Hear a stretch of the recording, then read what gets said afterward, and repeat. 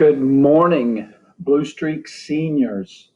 This will be the last video. You'll have to listen and look at me. Thank goodness, huh? But it's hard to believe it's your last week of high school at Lake High School. I know it's been a little different for you, but you guys have done a great job sucking it up and doing what you needed to do to finish strong. I'm real proud of you guys. And I will see you on the 30th at graduation. So make sure you say hi to me. But let's get started on going over the practice quiz for your final assessment in math in Lake High School forever. Hopefully you guys won't have to come back and do a little extra. All right, so this is number one, and the directions said to find the first three terms and the eighth term, okay, and it will say that as well on your quiz. You have four answers for these first three problems, okay, so don't forget to find the eighth term as well. So remember A sub n. The n represents which term we're looking for. So A sub 1 means we're going to put 1 in for n. So it'd be 1 times a quantity, 3 times 1 minus 2, which equals 1 times 3 times 1 is 3 minus 2 is 1. So the first term would be 1. Second term, n is 2. So it'll be 2. And then n is still 2. 3 times 2 minus 2, which was equal to 2 still. And 3 times 2 is 6 minus 2 is 4. So 2 times 4. So the second term would be 8. The third term means n is 3. So I'll put a 3 in there. So it'd be 3 times 3 minus 2. 9 minus 2 would be 3 times 7. Again, 3 times 3 is 9 minus 2 is 7. So 21. And then the eighth term means n is 8. So I put an 8 where the n is. 3 times 8 minus 2. So that's 8. 3 times 8 is 24 minus 2 is 22. And 8 times 22 is 176.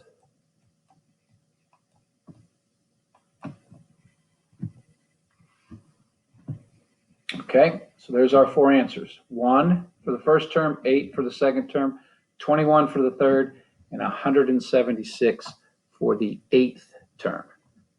All right, let's look at number 2. All right, again, finding the first three terms and the eighth term.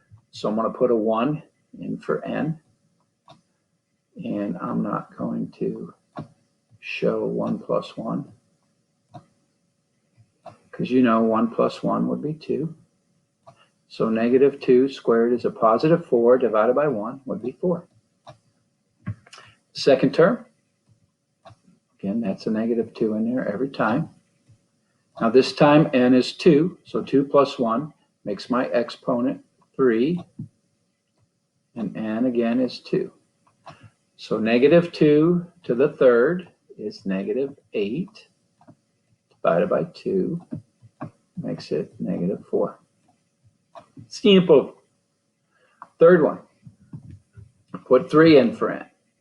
So negative 2 still. Put 3 plus 1, so my exponent becomes a 4 divided by, this time, 3, because I'm on a third term, right?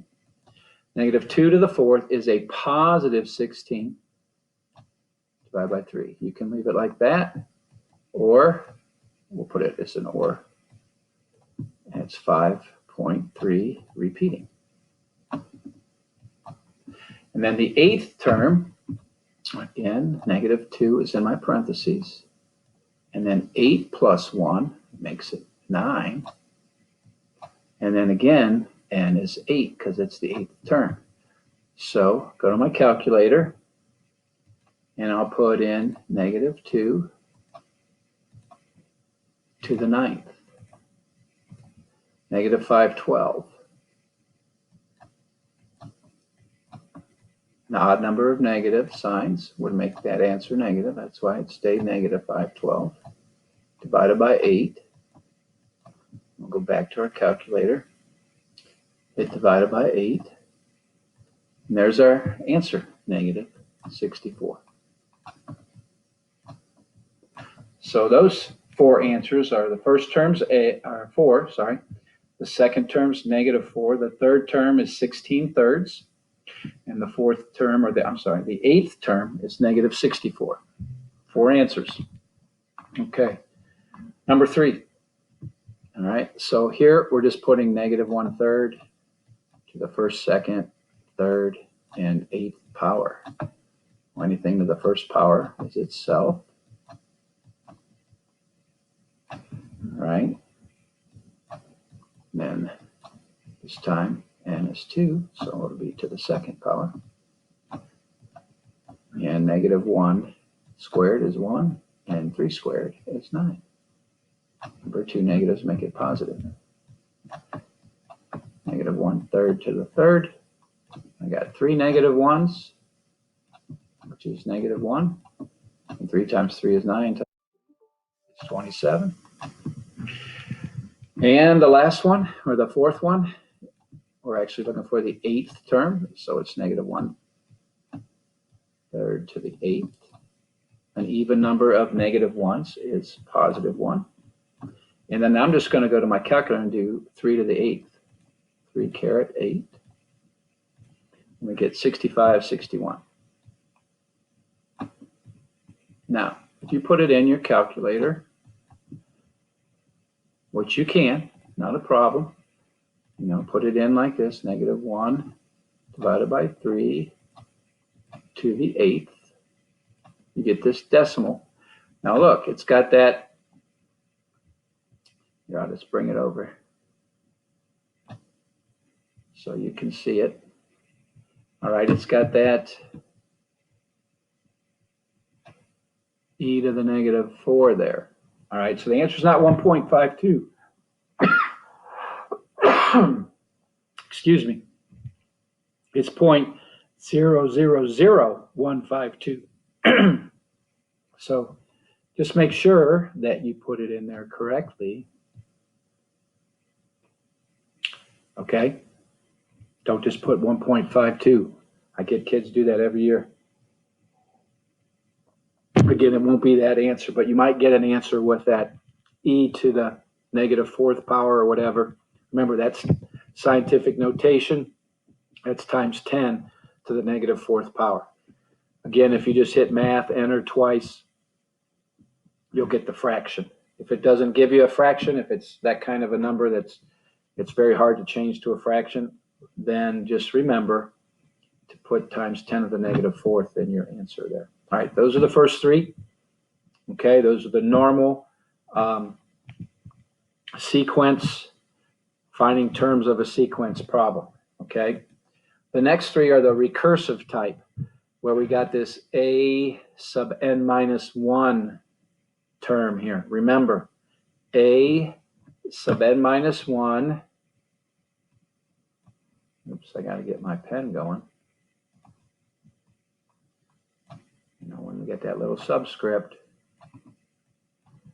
that's previous term. I should just type it out, huh? Be quicker. All right, so that's important. All right, some of you had that, understood that, and some of you struggled a little bit with that. Okay, so this parenthesis that I have here, the first numbers, Now, first thing here, it's 4 times the previous term each time. So I already have it set up for you. And they always, in these types of problems, give you the first term. So all you have to do is find the second and the third. All right? I'm giving you the first one. It says find the first 3 terms. I give you the first, so you just have to find the second and the third. Some of you on your practice quiz found the second, third, and fourth. You know, that's not wrong, but you don't have to do that fourth one. Okay? So what that means then, before, for second term, we're going to be 4 times the first term. That's what that a sub n minus 1 means. The previous term is the first term. So we're going to substitute in that spot 2. So it's just 4 times 2. So the second term is 8. For the third term, it's 4 times the previous term. Okay? The previous term was 8. So 8 goes here. And 4 times 8 is 32. So there's the 2 answers you need to find. The 8 for the second term and the 32 for the third term. All right? So here's another one. They gave us, again, I gave you that the first term was 4. And then n is what term we are. The a sub n minus 1 means the previous term. So it's what term we're at times the previous term plus 1. All right? So we're looking for the second term. So that means n is 2. And the first term was the previous term, was 4. So 2 times 4 is 8 plus 1. So the second term is 9. All right, to find the third term, n is 3 this time. So I put a 3 here for the third term. And then the previous term was 9. So that's 27. When I multiply those, plus 1 makes my third term 28. All right, so that's number 5. Quick and easy, simple. All right, and then the number 6, the third one of this type, it's 4 times whatever term we're looking for times the previous term. All right, so I already got the 4's in there because 4 is every time. N is what term we're looking for. So for the second term, n is 2. And then the a sub n minus 1, remember, is the previous term, which was also 2 in this problem. So 4 times 2 is 8 times 2. So the second term is 16. Okay, for the third term, again, the 4 is there every time. We're looking for the third term, so n is 3. And then the a sub n minus 1 is the previous term, which was 16, the one we just found, the second term. So 4 times 3 is 12, times 16 is 192. Again, we can go check quick. 4 times 3 times 16. Yeah, 192. All right. So there's the second 3. Pretty easy so far. Take your time. All right. And then the last 3 is that summation notation stuff. Okay. There's our Greek letter sigma, that E. All right. Whatever x equals at the bottom is where we start, our lower limit. And whatever's up above is our upper limit. That's the number we stop at. And we put those numbers in place of x. All right, so I'm going to put a 1 in place of both x's, find the answer. Put a 2, 3, 4, 5 in place. Find those 5 answers, and then remember, I have to add those up. Okay? So, 1, 2 times 1 minus 1 plus 2 for x for the second term, and then 2 times 2 minus 1 plus, and then on the third one, when x is 3, it's 2 times 3 minus 1 plus 4, 2 times 4 minus 1, and plus 5. And it's always 2 times 5 in this case, minus 1. All right, so 2 times 1 is 2, minus 1 is 1. 1 times 1 makes that 1. 2 times 2 is 4, minus 1 is 3. So 2 times 3 makes that a 6. 2 times 3 is 6, minus 1 is 5. So 3 times 5 is 15. 2 times 4 is 8, minus 1 is 7. So 4 times 7 is 28. And then 2 times 5 is 10, minus 1 is 9, and 5 times 9 is 45. And then we add those up. And that comes out to 95.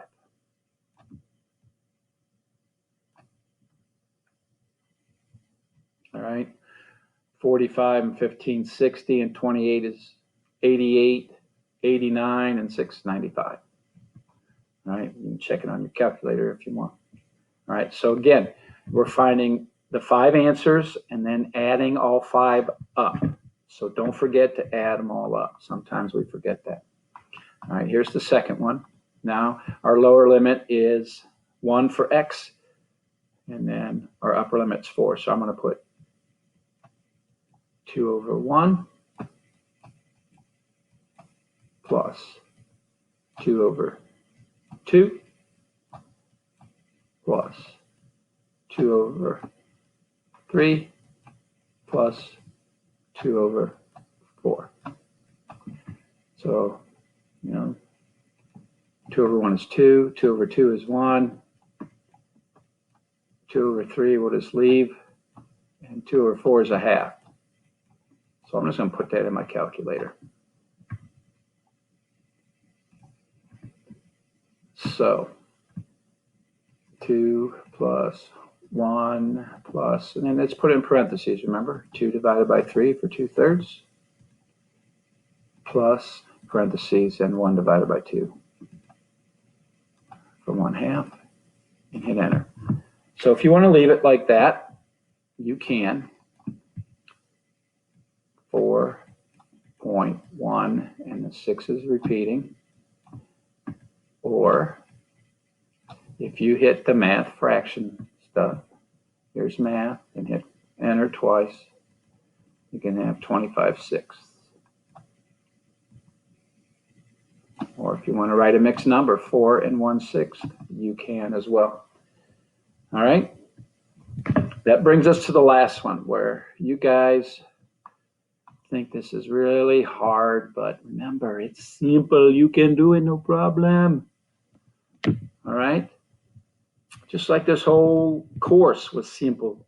You guys did it, no problem. And I'm really proud of you guys. So this time, I tried to trick you. I started at 0, and it goes to 7. So there's 8 answers. You got to put 0 in for x, and then 1 through 7. All right, so that gives you 8 answers that you have to add up.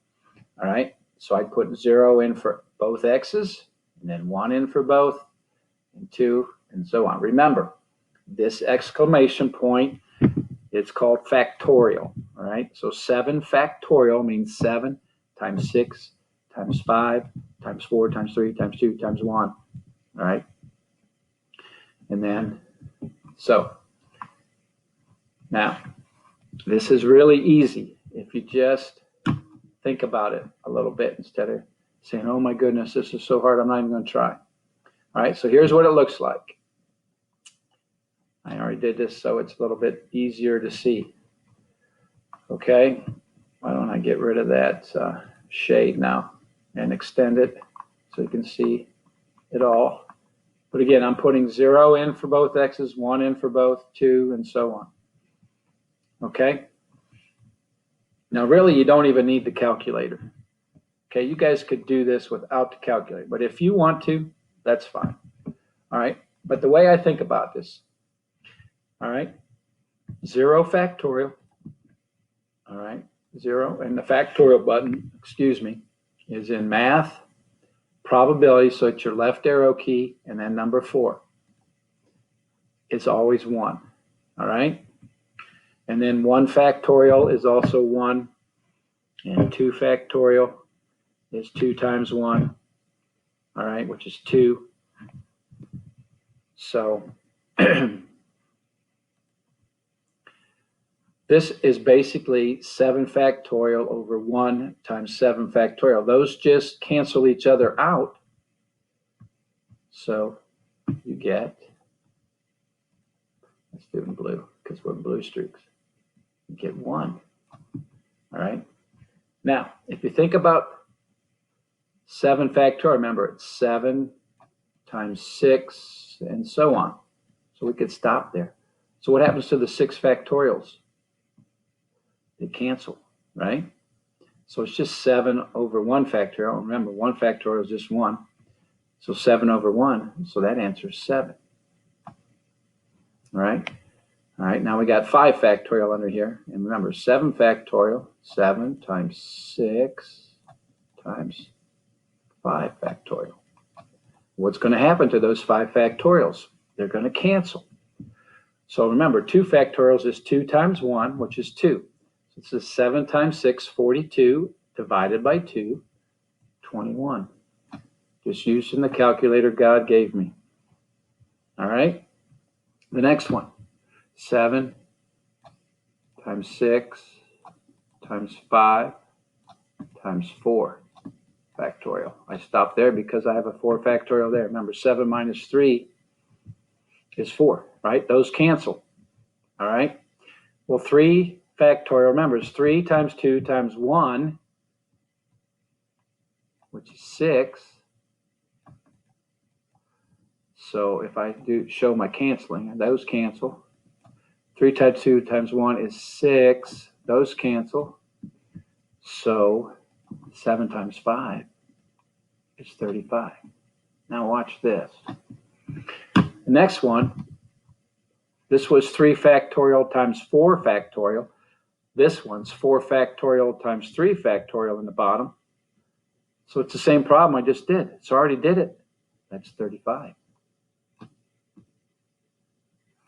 Here's 5 factorial times 2 factorial. We look up here. This was 2 factorial times 5 factorial. Same problem.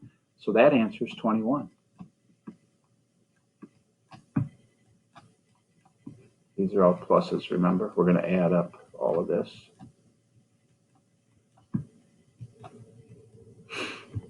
And then I got a 6 factorial and a 1 factorial. Well, here was 1 factorial and 6 factorial. Okay, so that's the 7. And then I got 0 and 7 factorial. Here I got 7 factorial and 0 factorial. So that's 1. A lot of times, this last one, kids will forget, or it's the first one kids forget. All right? So it's going to have a pattern. One on your quiz will too. It might be 0 to 8 or 0 to 6, or I don't know. And it might be different numbers, you know. I'll change up the numbers a little bit, but it's going to have a pattern. All right? And then you just add them all up. All right? So I'm just going to add the top row up, and then the bottom row is the same, so I'm just going to go times 2. All right? So 1 plus 7 plus 21 plus 35, enter, times 2, 128 is our answer.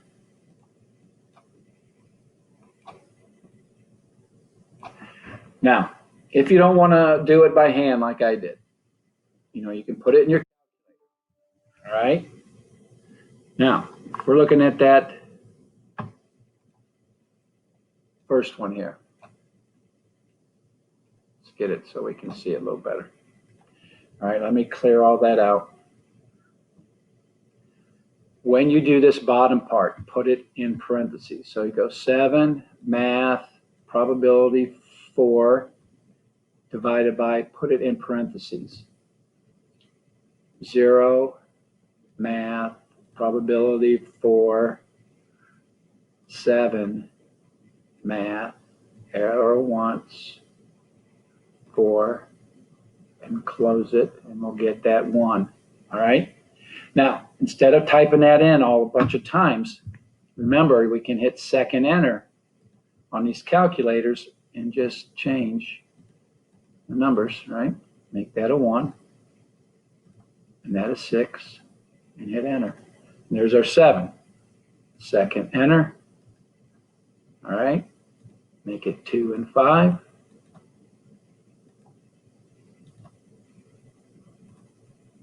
Hit enter. And then hit second enter. And then 3 and 4.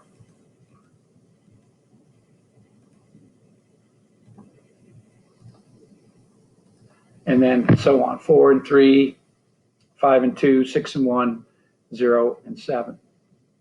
Or 7 and 0, sorry. All right, so you can do that on your calculator like that. Just remember, put that denominator part in parentheses. If not, it's going to go 7 factorial divided by 1. Get that at 1 factorial, which is 1. And then times 6 factorial. It's going to be a huge number. Okay, it's not going to quite do it right because it follows Aunt Sally's rules for order of operations.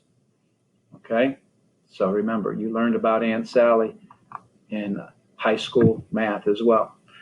So again, this is it for CP math.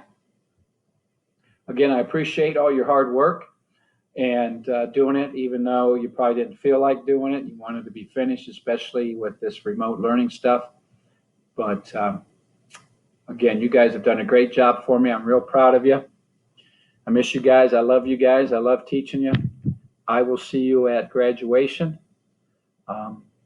Good luck with whatever you decide to do. Remember, you can control your attitude and your effort in everything. Right? You can choose to have a good or a bad attitude. You can choose to give a great effort or a poor effort. That's all up to you. Okay, so as you move on in life, just control those things you can control. The rest will take care of itself. All right, so again, it's been a pleasure to be your teacher this year. It was great getting to know you. Some of you I had for 2 years. Again, it's been great knowing you these past 2 years. And like I said, I'm proud of you. Congratulations, graduates. And all you need to do now is take that quiz and you will have finished your CP math course. So do that, which is due tomorrow, Thursday, which would be the 14th of May. And I'll see you on the 30th at graduation. So again, I'm real proud of you guys. Keep up the good work. Look good, feel good. You are good.